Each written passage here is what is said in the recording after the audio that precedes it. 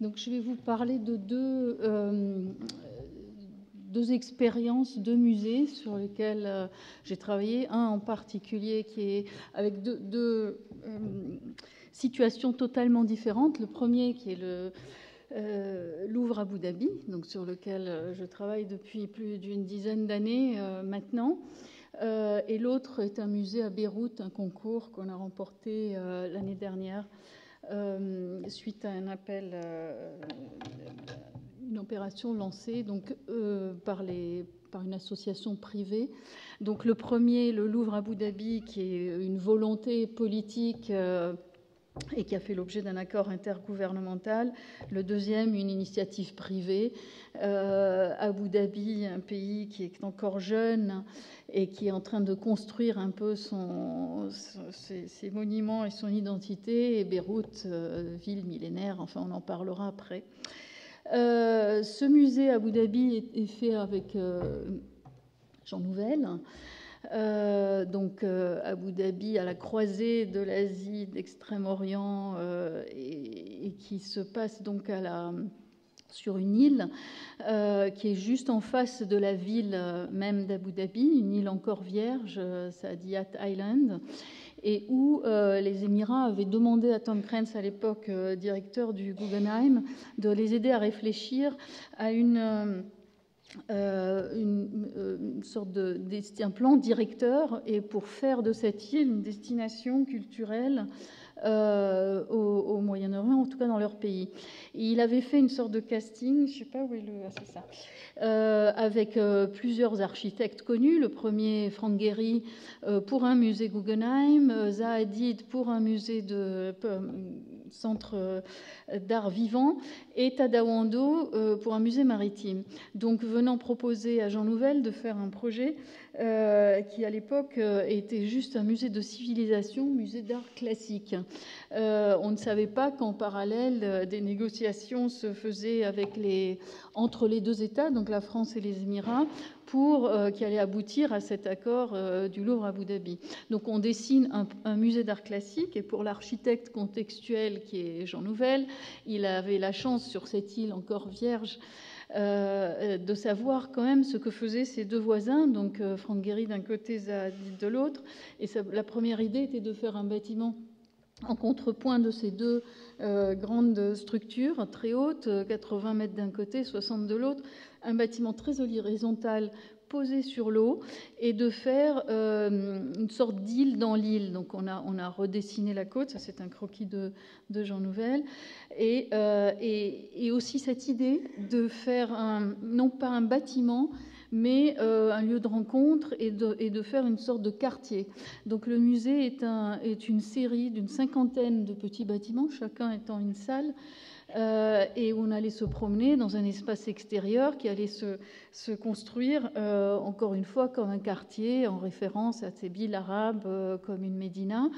Ce quartier étant recouvert par une coupole, un signe quand même important en référence à cette culture arabe, donc le dôme, qui est une forme classique de grande référence de cette architecture, et qui allait être traité donc, pour venir couvrir d'une sorte d'ombrelle ces espaces extérieurs, et encore une fois, venir appartenir par cette expression à la culture et au lieu, et venir protéger par une grande ombre ces lieux extérieurs. Voilà le dessin final où le Guggenheim donc se faisait, il y a un troisième musée dont je n'ai pas parlé, le Sheikh Zayed Museum, qui se trouve derrière et qui a été fait par Foster. Enfin, il n'est pas fait encore, le Louvre étant le premier qui est en train de se réaliser, sur le point de se terminer cette année.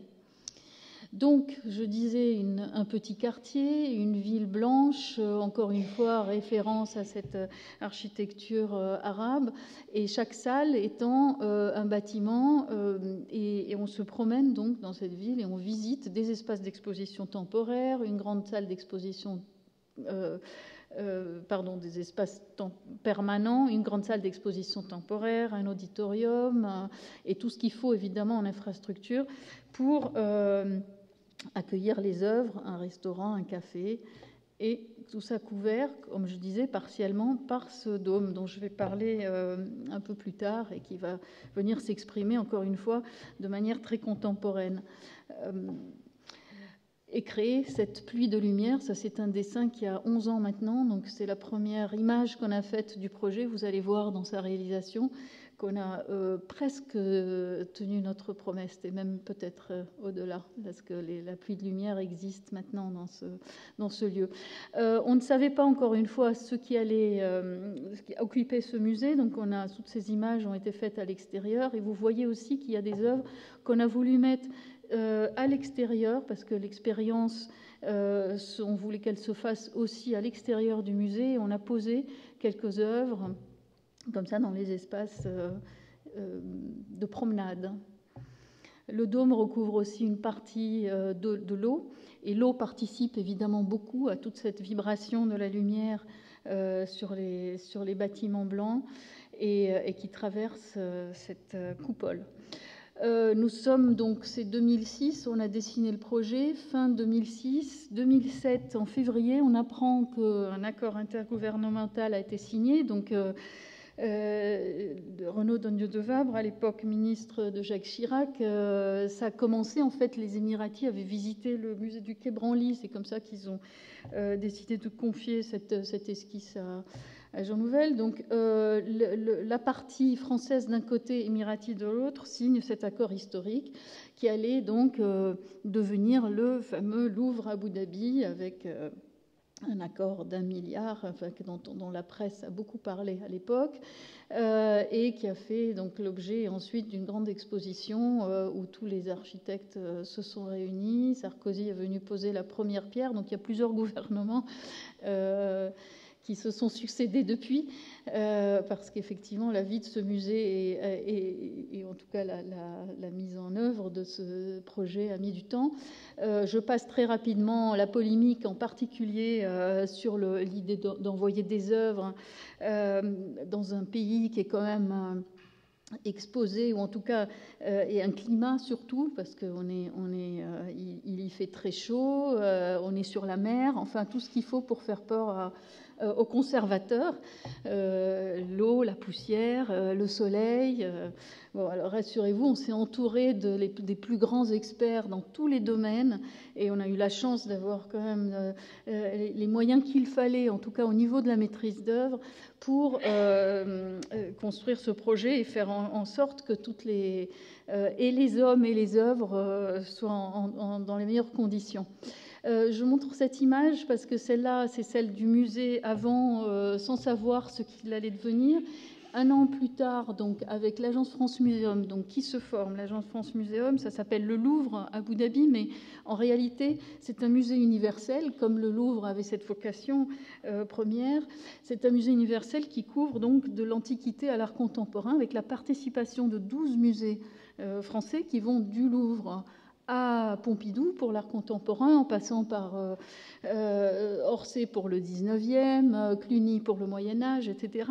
Mais c'est aussi un musée transcivilisationnel, on va dire, parce qu'on couvre aussi la partie asiatique, donc Guimet y participe, les arts premiers avec le Quai Branly, l'Afrique, l'Europe, l'art islamique, etc. Donc il y aura un parcours chronologique et en même temps un croisement en fait de ces différentes civilisations qui vont se faire le long de ce parcours. Bref, donc l'Agence France Muséum refait le programme, on redessine le projet, et en réalité, il est totalement différent, mais vous voyez sur cette image qu'au fond, il est exactement le même. On a tout redessiné, tout changé dans les proportions, mais en tout cas, le concept qui était donc cette ville-quartier absorbait parfaitement cette flexibilité. Je vais parler un petit peu du dôme. On l'a promené un peu dans Paris simplement pour vous donner une petite échelle. Là, il est posé sur la cour carrée et c'est une coïncidence parce qu'on a fait ça bien après l'avoir dessiné. Mais en tout cas, les 4 piliers, il est posé que sur 4 piliers qui sont cachés dans les bâtiments. Il fait 180 mètres de diamètre et les 4 coins de la cour carrée sont exactement à l'emplacement de ces 4 piliers. Alors, Jean Nouvel avait déjà travaillé sur la réinterprétation de la culture arabe de façon contemporaine, donc 30 ans plus tôt avec l'Institut du monde arabe et ses fameux moucharabiés. On a repris le thème du moucharabier à bien une autre échelle. Et bien sûr, tout ça dicté par des contraintes climatiques très importantes, donc sous surveillance de tous ces ingénieurs, où ils allaient nous déterminer donc, les zones où il fallait plus ou moins d'ombre, par exemple ici où on se promène, de lumière quand on est au-dessus d'une salle d'exposition temporaire pour amener la lumière naturelle dans les salles. Et donc on a mis en place des tas d'experts, et en particulier des ingénieurs très pointus qui ont mis au point un algorithme particulier pour calculer justement ces ouvertures dans le dôme et pouvoir le rendre d'une part constructible. C'est déjà un enjeu de l'avoir très plat comme ça, parce qu'un dôme c'est toujours plus facile de le construire quand il est plus bombé. Et en même temps performant dans sa performance climatique. Donc l'idée c'est quand même qu'on vienne de l'extérieur d'un climat qui est quand même très chaud, qui frôle souvent les 40 degrés, et que en restant toujours à l'extérieur, parce qu'il est extérieur, on y sent un certain confort. Et c'est le cas, je peux vous dire. Alors, on a fait en même temps utilisé des moyens informatiques et empiriques. Ça, c'est une maquette qui a permis d'aller dans des ciels artificiels à Stuttgart, qui est le laboratoire le plus grand et le plus connu pour ça. On a commencé à faire les premiers essais. On a construit une maquette à l'échelle 1/33e. C'est une échelle qu'on utilise souvent pour les salles de concert, parce qu'on peut y mettre la tête et avoir une sensation un petit peu de l'espace. Donc ça, c'était pour voir un petit peu l'effet général du dôme sur place, donc avec la lumière d'Abu Dhabi. Voilà, ça et à chaque fois, on apprenait des choses nouvelles. Par exemple, dans cette maquette-là, on s'est rendu compte qu'une chose que les ordinateurs n'avaient pas calculée, malgré tout leur moteur de recherche, c'est la lumière latérale qui vient. Là, c'est Jean Nouvel et Cheikh Sultan. Donc, la lumière latérale qu'on avait complètement sous-estimée. Donc, on a densifié toute cette partie. À chaque fois, on faisait donc ces différents tests. Et enfin, on a fait aussi un test à l'échelle 1. Donc ça, c'est 1/100e du dôme. Ça fait quand même 15 mètres par 15 mètres, qu'on a mis en situation réelle sous le soleil d'Abu Dhabi, et où on a aussi remesuré l'effet de la pluie de lumière. Alors, on s'est rendu compte combien la poussière qui était là ait contribué finalement à la matérialisation de cette lumière. Très importante, on s'en débarrasse pas forcément. Ce dôme, donc, qui est composé de 4 couches en dessous, qui forment la coupole, et 4 couches au-dessus. Et on a une structure intermédiaire qui fait 5 mètres de haut, et tout ça pèse 7000 tonnes. Aussi, un hasard comme la Tour Eiffel, on aime bien le dire, ou eux aiment bien le dire. On a tout dessiné jusqu'au nœud, parce qu'on s'est rendu compte effectivement que dans ces patterns, on voyait toute la structure, donc ça participait aussi à l'esthétique de l'objet. 2011, il y a eu le printemps arabe et le projet qui avait commencé. Donc ils avaient posé et coulé les 4500 pieux du musée. J'aime bien cette image parce qu'il y avait cette idée aussi dans ce pays qui était encore jeune de construire, ou qui n'a pas d'histoire, en tout cas très ancienne, de faire une sorte d'archéologie. Donc c'est comme si ce site existait depuis toujours. Il est resté comme ça pendant 1 an, et on voit toutes les traces du musée, comme si elles avaient été là depuis toujours, qui émergeaient du sable et de la mer. Donc c'est une vue depuis ce prototype. Ça nous a permis aussi de voir la façon dont il se comportait avec le sable et l'eau. Les façades, donc la ville blanche, elle est faite aussi d'un matériau très contemporain, qui est un béton de fibre de très haute performance, et qui permet de faire des modules très importants, et qui sont à peu près, qui varient entre 25 et 30 20 et 25 mètres carrés entiers. Donc c'est souvent des modules en 2 ou en 3 dimensions qui viennent exprimer ou construire ces volumes-là. Rapidement le programme, donc l'accord intergouvernemental dont je parlais porte sur 6 000 m² d'exposition permanente, 2 000 m² d'exposition temporaire, un musée des enfants, et ensuite, bon, ça c'est un bâtiment qui est un bâtiment de conservation et toute la séquence d'entrée, un auditorium, un restaurant et un café. On a eu la chance de travailler non seulement sur l'architecture extérieure, mais les aménagements intérieurs, et en particulier les salles et la muséographie. Donc on a dessiné jusqu'aux vitrines, y compris d'ailleurs aussi une ligne de mobilier spécifique pour le Louvre Abu Dhabi. Ça c'est bon, je vous expliquais, ce musée des civilisations qui allait donc des mondes anciens jusqu'au monde moderne. Ça vous montre un peu l'idée de la séquence de ces salles qui sont traitées en fait comme de la ville extérieure, qui est un peu cette ville dans laquelle on se promène. Dès qu'on rentre dans les galeries, on a un sentiment un peu de noblesse, c'est comme si on rentrait dans un palais, donc il y a un esprit un peu palatial qui est donné à chacune de ces salles, et à chaque fois qu'on traverse une salle, on passe par un passage qui nous permet de voir toujours l'extérieur. Donc il y a toujours cette conscience de l'espace extérieur qui est toujours présent dans cette visite. Chaque salle est différente dans sa proportion, dans sa hauteur, dans sa lumière, et elle est traitée avec des matériaux au sol, des tapis de pierre, au plafond des verres qui sont superposés, où toute la technique est cachée derrière. Je ne vais pas aller dans les détails, on pourrait faire une conférence uniquement sur ça. Le bronze, qui est un matériau qu'on introduit pour cercler les sols en pierre, parce que c'est un sol qui doit pouvoir être modifiable, accessible en tout cas, et qui se retrouve dans les vitrines et parfois dans des salles spécifiques. Je vous parlais des œuvres extérieures. On s'est rendu compte quand les conservateurs sont venus, ils nous ont dit c'est plus possible de mettre des mosaïques dehors, des statues, c'est interdit maintenant, même si elles existent dans les églises du monde entier. Et donc finalement, on s'est plutôt orienté vers des commandes contemporaines pour la partie extérieure. 2 artistes déjà, et j'espère d'autres après. Jenny Holzer, artiste américaine, qui intervient sur 3 murs gravés, donc où elle va graver dans ces murs des textes. Un texte cunéiforme, un texte arabe et un texte français de Montaigne.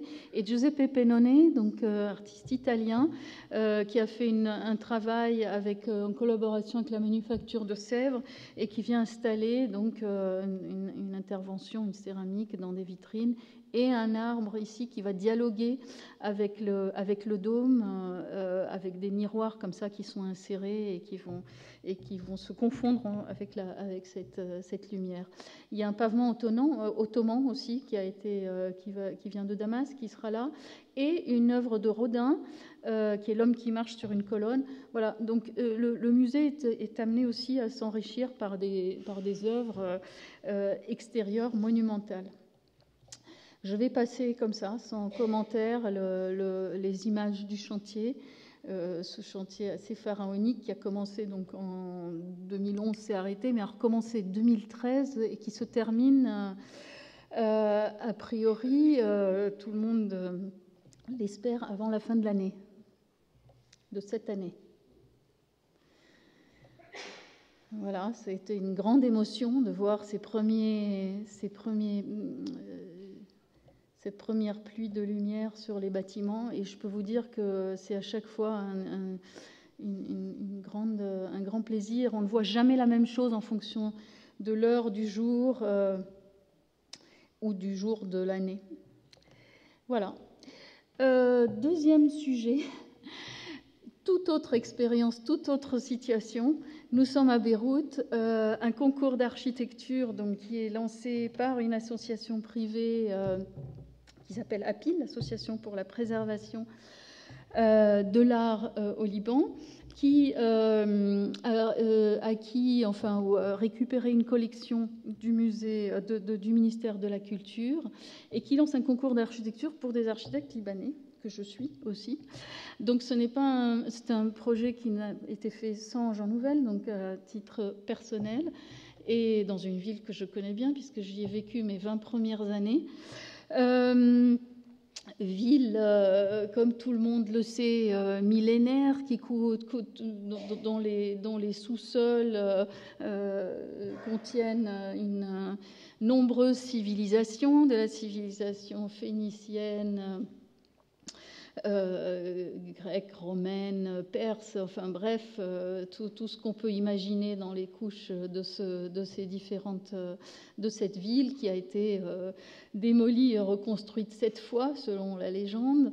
Une ville qui aussi a fait l'objet d'une grosse spéculation immobilière, qui en a malheureusement fait une ville des jardins disparus. Je n'ai pas montré une photo de Beyrouth au début du siècle, mais c'était une ville où il y avait beaucoup de jardins. Je dis ça parce que vous allez comprendre, le sujet et le site dans lequel ce musée se pose est un site tout à fait exceptionnel. Il se situe au croisement de 2 grands axes qui sont la route de Damas, qui, comme son nom l'indique, relie Beyrouth à Damas, mais au-delà de ça, c'est une route qui a été qui relie de façon plus large le monde arabe à la mer, donc qui traverse donc jusqu'à beaucoup plus loin le monde arabe, d'une part, donc je disais, et au croisement avec une autre ligne ici que tous les Libanais qui ont vécu la guerre connaissent, c'est une ligne de démarcation où Beyrouth était séparée entre l'Est chrétien et l'Ouest musulman. On est vraiment ici, à cette intersection-là, en face du musée national. Le musée national est ici. Il y a une série de musées, juste avant de finir, qui se déroulent déjà là. Donc le musée national, notre site ici. On est aussi dans un site qui appartient à l'université Saint-Joseph, qui est l'université des Jésuites. Donc il y a 2 grands campus à Beyrouth, l'université Saint-Joseph ici et l'EUB, l'université américaine, là, qui, elle, a un campus sur la mer. Eux, ils sont en plein centre-ville, là. Et dans cette séquence de musées, il y a plusieurs institutions. Beit Beyrouth, qui est un musée qui est en train de se terminer, et un musée d'histoire de Beyrouth qui est fait par Enzo Piano, quasiment au niveau du port.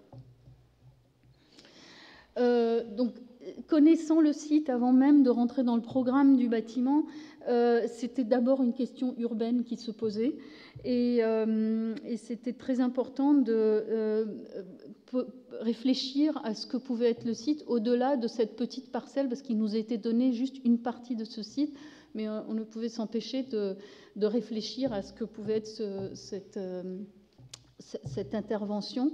Et l'idée, c'était quand même de faire non pas un bâtiment, mais un vrai territoire urbain et culturel où les gens allaient venir se retrouver, et un espace de rencontre finalement lié à l'art. Résumer en croquis la première intervention. Donc l'acte initial a été de creuser et d'y trouver l'élément fondateur qui allait devenir l'élément important du projet, qui est un puits. En arabe, Beyrouth, l'étymologie du mot Beyrouth vient du mot bir, qui veut dire le puits en arabe. Donc, de ce puits, on va créer un jardin. Donc, je redonne un jardin à la ville qui en a perdu tant. Et ce jardin va venir avec ce socle qui va se soulever, donc se créer sur plusieurs niveaux. Et le musée va venir se mettre dans ce socle épais qui va venir se soulever là et qui va se tourner le dos à la rue de Damas, qui est très bruyante, et s'ouvrir vers ce grand jardin. Pour ponctuer ce territoire artistique, culturel, en contrepoint de ce puits et de ce trou, on est venu planter un signe important, urbain, qui allait marquer ce territoire et que j'ai appelé le campanile, donc qui est un signe qui va proposer des espaces complémentaires aux espaces du musée, et qui va venir récupérer. Il y a tout un jeu, bien sûr, avec l'eau qu'on va récupérer, qu'on va stocker en haut, et qui va devenir aussi un signe symbolique, un phare dans cette ville aussi où il y a beaucoup de clochers, de minarets, enfin, et qui vient s'inscrire dans cette série un petit peu de signes verticaux. Le musée se développe donc par une succession de paysages variés et qui viennent se prolonger sur les toits donc, de ce rez-de-chaussée, sur le toit de musée et continuer dans ce campanile avec une double hélice d'escalier. On y monte par des ascenseurs, on y redescend à pied. Il y a un belvédère tout en haut avec l'eau qui est stockée. Et des espaces, des cubes de 12 par 12 qui peuvent accueillir différents programmes et ce sont des espaces complémentaires qui peuvent ensuite être développés plus tard. Toute la partie basse étant la partie toute la circulation du musée. Un autre élément du programme important dans ce musée, à part les deux classiques programmes de salle d'exposition temporaire permanente, c'est un espace de performance donc qui se trouve à ce niveau-là, donc tout en bas, et dont on a proposé dans cette ville aussi où il est très agréable de se promener à l'extérieur. Donc dans le prolongement de cette salle, il y a un amphithéâtre qui double donc la capacité de cette salle et on pourra faire des performances qui peuvent être vues et de l'intérieur et de l'extérieur. Et donc, une partie de ce jardin accueille cet amphithéâtre-là. Bon, ça c'est toutes les matières dont on s'est inspiré et ces fameuses dalles karstiques qui sont gravées par l'eau et dont qu'on va utiliser pour habiller le socle du musée, la végétation qui va donc encore une fois en faire de ce lieu un lieu populaire, agréable où les gens viennent pas forcément pour entrer dans un musée, mais qui viennent y prendre simplement du plaisir et vont rencontrer, j'espère, des œuvres. Donc, excusez-moi. Donc l'entrée, comme je vous disais, se fait par en face du musée national. Là, c'est une photo qui est prise depuis le musée national. Et le campanile devient, dans son expression architecturale, comme l'Aleph de Borges. Aleph, entre parenthèses, qui est la première lettre de l'alphabet phénicien, arabe et hébreu, et devient une fenêtre sur la ville. Donc il y a toute cette charge symbolique de ce signe vertical. Quand on rentre dans le musée, on a cette succession de niveaux où on a la vue sur le jardin et puis une réflexion du jardin sur le toit. Ça, c'est toutes les inspirations qui font que le musée, les références connues des campaniles, des puits, des tours de vent, etc. Et cette tour qui devient symboliquement une tour de lumière, d'art, de savoir, parce qu'il y a une bibliothèque devant. Et dans son expression, c'est la dernière image que je vous montre, qui est faite donc en terre cuite, émaillée, et qui vient prendre des reflets changeants du ciel et de la lumière en fonction du temps. Voilà.